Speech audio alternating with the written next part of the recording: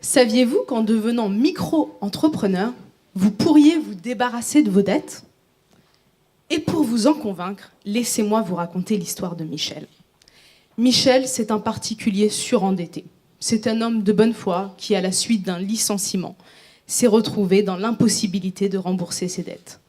Poursuivi par les créanciers d'un côté, poursuivi par les huissiers de l'autre, il n'a pas d'autre solution que de se tourner vers Crésus. Qui est Crésus ? Crésus, c'est une association qui lutte contre le surendettement des particuliers. Il y rencontre une bénévole et lui dit la chose suivante. « Je suis Michel, étranglé par les dettes, et je cherche un dispositif pour effacer mes dettes. » La bénévole lui répond « Ici, nous n'effaçons pas les dettes. » Michel lui dit alors « Mais à quoi servez-vous ? À quoi servez-vous » Eh bien, c'est ça la question que je me suis posée dans le cadre de ma thèse. À quoi servent nos dispositifs juridiques de traitement des personnes physiques en difficulté ? Figurez-vous que nous avons en droit français pas moins de 3 dispositifs juridiques de traitement des personnes en difficulté. Premièrement, le droit des entreprises en difficulté.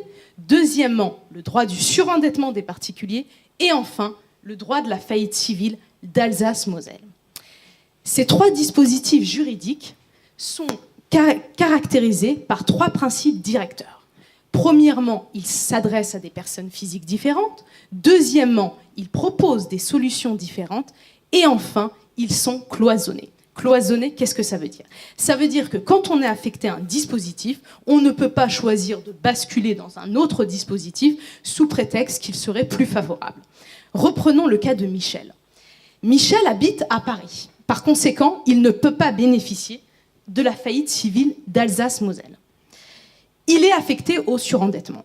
Comme il a été licencié, il pourrait se poser la question, n'aurait-il pas intérêt à devenir micro-entrepreneur, ce qui lui permettrait de basculer du droit du surendettement des particuliers vers le droit des entreprises en difficulté et ainsi de se débarrasser plus rapidement de ses dettes.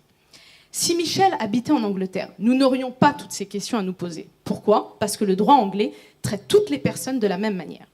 Dès lors, la question se pose, ne devrions-nous pas réformer le droit français pour traiter toutes les personnes de la même manière comme en droit anglais ? Eh bien, c'est l'objet de ma thèse.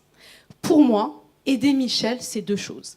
C'est tout d'abord accueillir les personnes physiques en difficulté comme je le fais en tant que bénévole chez Crésus, mais c'est aussi relever ce défi intellectuel.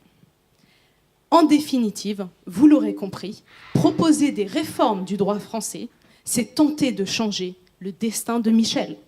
Je vous remercie.